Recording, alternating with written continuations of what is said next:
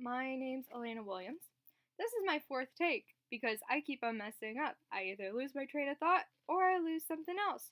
So here we go. So the part of the book that I'm going to be talking about is the Dorothy Day part about St. Therese on page 164. I'm going to read a section. We'll see how it goes.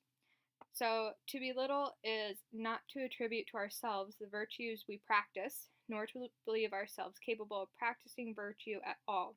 It is rather to recognize the fact that God puts treasures of virtue into the hands of his little children to make use of them in time of need, but they remain always treasures of good God. Finally, to belittle means that we must never be discouraged over our faults, for children often fall, but they are too small to harm themselves very much. There's a couple things that stand out to me in this section. The first thing that stands out to me is that God puts the gifts in you and that you can't really grow your own gifts to the full potential that God can when he gives you them. I think we always think that we can just have any gift because we can grow it and we can shape it, but that's not really the fact. I believe that the gifts that God gives you can outrank and be much better than the ones that you can try to grow yourself.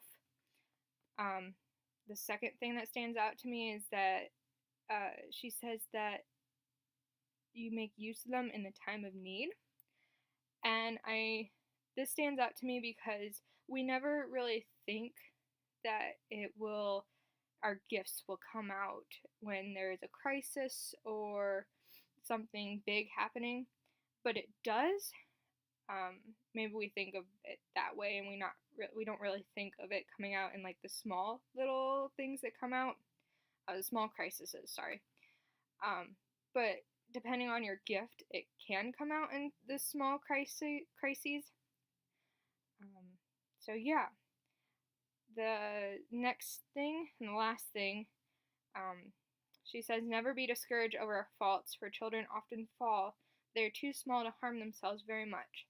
I find it funny how she puts, we are too small to harm ourselves, because we always think that if we fall, we're going to harm ourselves a lot, especially in the view of God.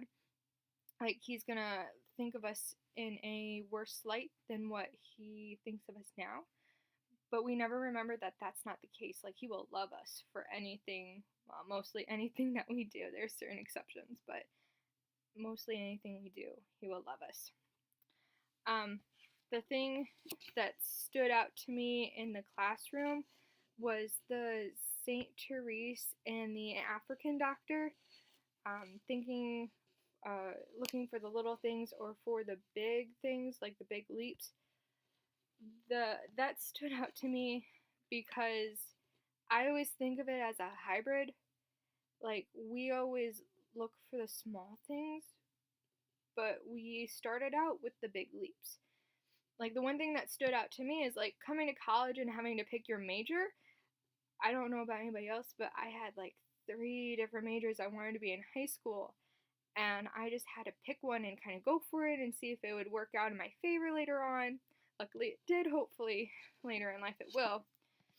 But going on, then you have to think about the little things in life that help you out. And so I think it always just starts with the big leaps and then goes on to the smaller ones, and then possibly that same pattern going on with later down life with new challenges happening. You gotta jump for that thing and then make smaller jumps going on. I am a little confused with the third part on the assignment that says the self-awareness. What kind of person are you to be drawn to?